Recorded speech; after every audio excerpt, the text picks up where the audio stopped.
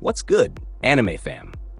Ready to dive into some seriously slept-on magical romance series? We're talking overpowered protagonists, heart-melting romance, and stories that deserve way more love than they're getting. Kicking off with number 7, we have The Executioner and Her Way of Life. This series follows Menu, a deadly executioner tasked with eliminating dangerous otherworlders who threaten her world's balance through their unpredictable powers. Look, I'll be real with you. This one hit me like a truck in the best way possible. When I first saw the title, I thought, great, another edgy fantasy. But man, was I wrong. Menu isn't your typical cold-blooded killer. She's complex, conflicted, and surprisingly tender when it comes to Akari, the otherworlder she's supposed to eliminate. The magic system is intricate without being overwhelming, and the romance builds so naturally, you don't even realize you're shipping them until bam, you're emotionally invested. The animation quality is clean, the fight choreography is smooth, and honestly, the psychological tension between duty and desire makes this series absolutely addictive. Sliding to number 6, the Demon Sword Master of Excalibur Academy. Leonis, an ancient demon lord, awakens in a weakened state at a prestigious magic academy, where he must navigate modern magical education while concealing his true identity. This one's a guilty pleasure, and I'm not ashamed to admit it. The premise sounds generic on paper, but the execution is surprisingly fresh. Leonis trying to understand modern technology while being this ancient, overpowered entity is genuinely hilarious. The academy setting works because it gives him a reason to interact with multiple potential love interests without feeling forced. What really sells it is how his past trauma affects his relationships. He's not just OP for the sake of it, there's genuine character development. The romantic tension with Rizelia is chef's kiss perfect, and the magic battles are visually stunning.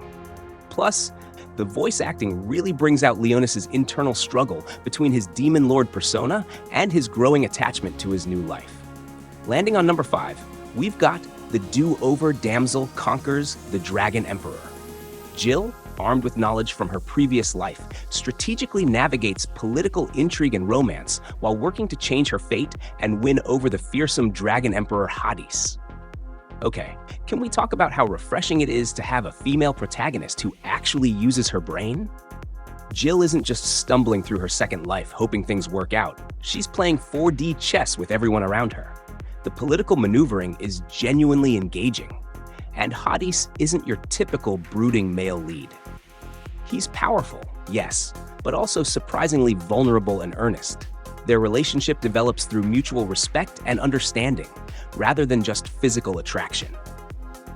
The art style is gorgeous, especially during the transformation sequences, and the world building feels lived in rather than constructed just for plot convenience. What really gets me is how the series handles the power dynamic between them. It never feels unequal despite their different positions. Looking at number 4, Nenah the Starry Bride brings us the story of Nenah, who must navigate a complex web of royal politics and forbidden romance while hiding her true identity in a kingdom where her very existence could spark war. This series doesn't get nearly enough love, and it's honestly criminal.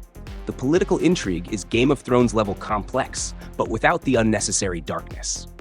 Nenah's character growth from sheltered girl to cunning political player is masterfully done. The romance aspects are beautifully woven into the larger political narrative.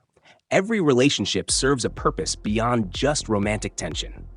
The art is absolutely stunning, especially the costume design and palace architecture. What really sets this apart is how it handles multiple love interests without falling into typical harem tropes.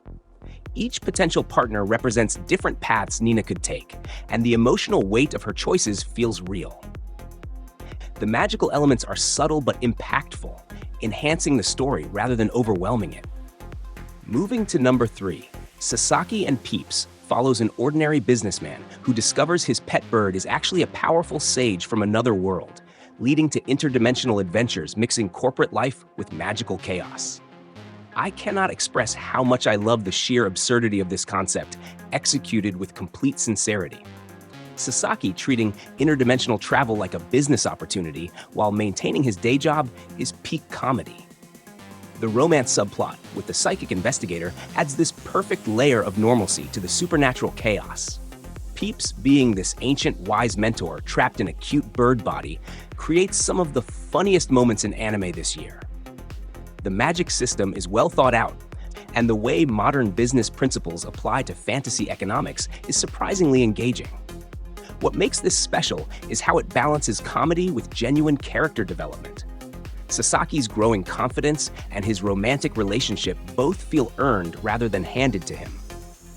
Climbing to number 2, The Magical Revolution of the Reincarnated Princess and the Genius Young Lady features Princess Anisfia, who pursues magical research despite lacking innate magic, forming an unlikely partnership and romance with a talented but disgraced Euphilia. This series broke my heart and put it back together in the best possible way. The relationship between Anisfia and Euphilia is pure perfection, two brilliant women supporting each other while challenging societal expectations.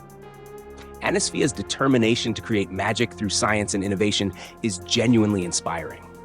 The way the series handles themes of self-worth, duty versus desire, and finding your own path resonates on a deep level.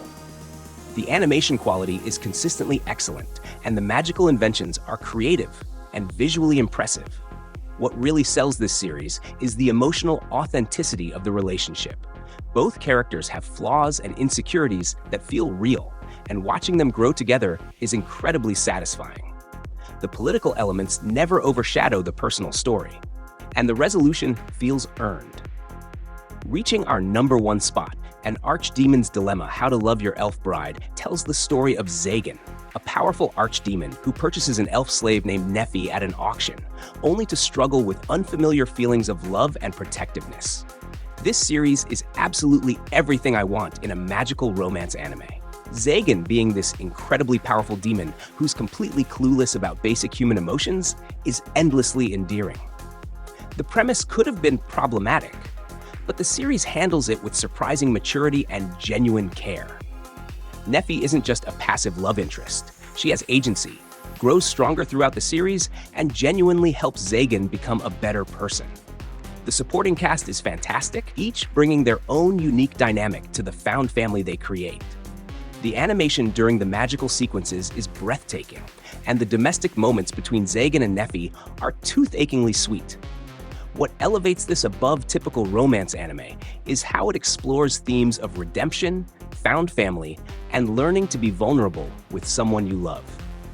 The character development is consistent and believable, and by the end, you're completely invested in their happiness.